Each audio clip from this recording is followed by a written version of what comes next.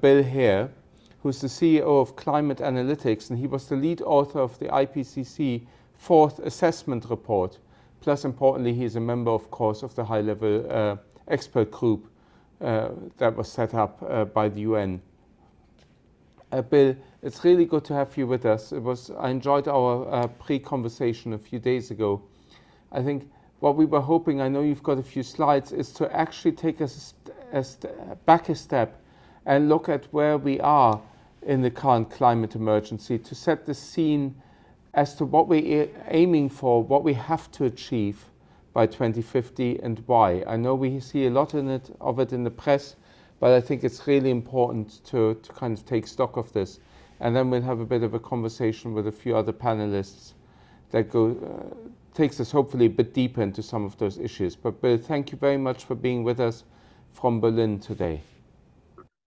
Thank you, and thanks for inviting me. I'm actually calling in not from Berlin, but from southwestern Australia, where I'm here until January. So I've kind of avoided the Berlin weather and the storms in Kiel and so on. But I'm very happy to be here. And I just wanted to run through, as you were saying, some of the science basis the next 10 or 12 minutes, and then hopefully have a lot of time for discussion. So allow me to share my screen, and we'll start out with that side of things. That's fine. Well, look, I just wanted to give you a bit of a background on the scientific context for the high-level expert group recommendations. As you indicated from the beginning, we know that the 1.5 degree goal is still within reach, but we know it's getting very, very tight, that unless we get stronger mitigation ambition, we're simply not going to get there. This has been reinforced by the IPCC Working Group 3 report earlier this year. We know global emissions have to peak very soon, need to reach net zero by mid-century. These are very important framing elements for the high-level expert group's recommendations. The International Energy Agency's net zero roadmap, also a fundamental contribution over the last 2 years to this whole discussion about how to get our energy system aligned with 1.5 degrees, the Paris Agreement limit, very much confirms what's in the IPCC pathways, shown very clearly that no new fossil fuel supply infrastructure is needed under a net zero pathway. There should be no further investment decisions on unabated coal. We know we have to focus on clean energy. Bottom line from all this is we know really we have to reduce emissions quickly. And therefore, that's the kind of lens that the high-level expert group took to this problem. We also know, and everyone in Europe knows this very well, that the world is simply not heading the right way. We know that current policies are pushing us towards 2.7 degrees of warming, the present 2030 targets, the Paris NDCs, 2.4 degrees. According to our calculations in the Climate Action Tracker, the most optimistic scenario you can imagine right now, if all of the net zero commitments were implemented, which is very unlikely at this point, we get warming to 1.8 degrees, still significantly above 1.5. So the bottom line is we know that there's a very big emissions gap for 2030. We know there's been some gradual progress in closing that. I think that needs to be recognized, but the gap between where a country pledges and targets are and implementation remains very big. And this has got to be the focus of any aspects of policy construction, the national or corporate level.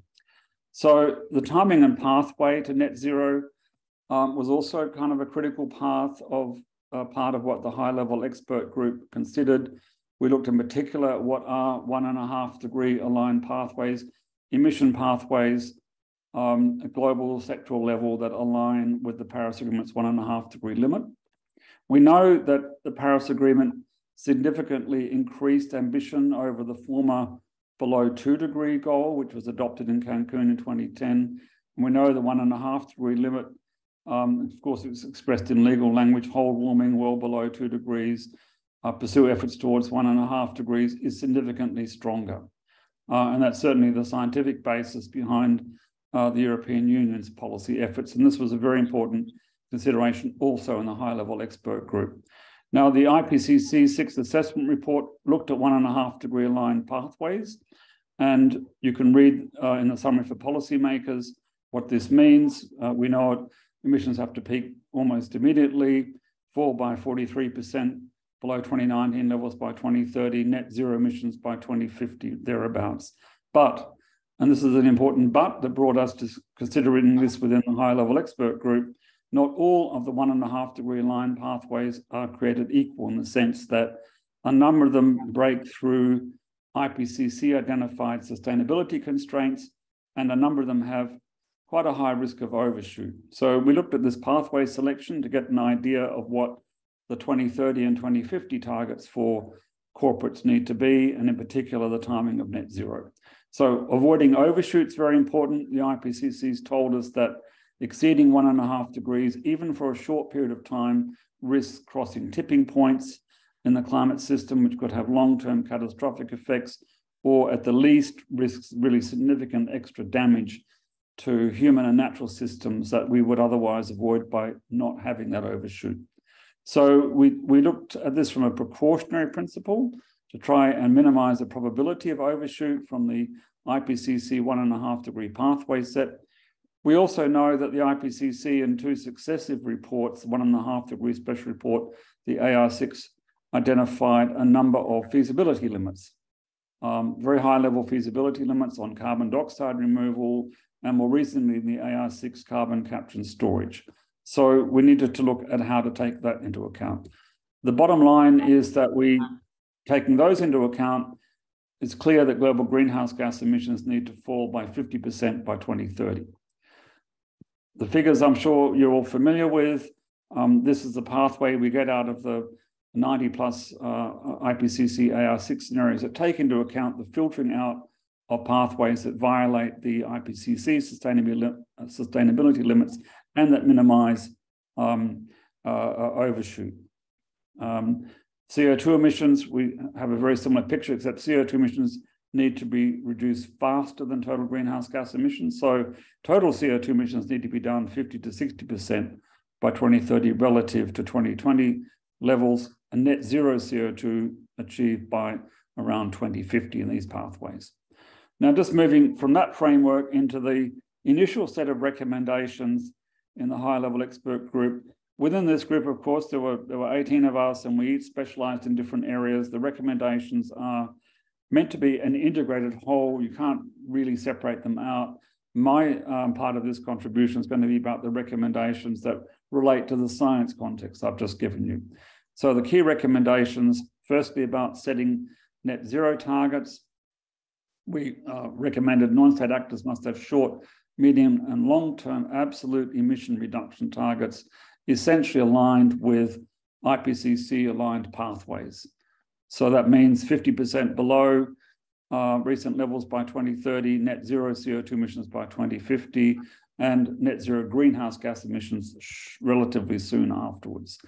We saw that in order to be convincing that net zero pledges from corporates and other non-state actors should contain targets every 5 years, in the same way that is required under the Paris Agreement. We also looked at the question of fossil fuels, big discussion in the high-level expert group, but we felt because of the centrality of fossil fuels, and I showed that earlier in the scientific context, that all net zero pledges should include specific targets aimed at ending the use of and/or support for fossil fuels in line with IPCC and IEA net zero or 1.5 degree aligned pathways. The IEA net zero pathway is indeed 1.5 degree aligned, so you could see that as essentially congruent. And we also emphasized, and this will come in one of my colleagues in a later session today, that the transition has to be just. We reinforce the findings of the International Energy Agency. There should be no new fossil fuel supply investment. It's simply not needed in order to get onto 1.5 degree pathway. Coal phase out, 2030 in the OECD, 2040 the rest of the world. We also emphasize very strongly the need for finance to align. And the previous presenter was talking about that in some detail, that finance needs to align with these goals. In other words, funds that would otherwise be spent on fossil fuels need to be diverted towards cleaner technology. The third recommendation I wanted to go through here was the announcement of net zero pledges. They should be made publicly. by the leadership of the relevant organisations, so they're accountable for this. The pledge should contain the interim targets I mentioned, and should be fully transparent. So, and that should cover, in particular for, this is for corporates, that the net zero pledges, the interim targets need to cover all scope 1, 2, and 3, the whole value chain. And also for cities and regions should reflect the fair share contribution of those regions to achieving the Paris Agreement goals. So I've emphasised the benchmarks here: halve greenhouse gas emissions by 2030, net zero CO2 by 2050, net zero greenhouse gas emissions soon after. Finally, looking at voluntary credits. This was also a very big theme. As everyone knows, there's been a big and growing market in the voluntary carbon offset business. But we felt that it was fairly clear from the scientific point of view that if you're going to get to net zero, it means you can't offset. So we wanted to focus the net zero commitments, the interim targets, on actually achieving real emission reductions. And offset should be reserved for hard to abate sectors where there's no other technically and economically feasible way of doing it. And I would note that the ambit of hard to abate sectors seems to be constantly reducing as we learn better ways to actually reduce emissions, including in cement, steel, and so on. Big discussion, of course, about green steel going on also in Europe. We saw that high integrity carbon credits from the voluntary markets could be used for countries to offset their emissions outside of their Paris 1.5 degree aligned commitments, but should not be counted towards the non-state actors or corporates' emission reductions. So look, that's the H-Leg high-level expert group recommendations that I wanted to share with you, that I particularly was involved with from the science side. So I hope that provides a good basis for discussion.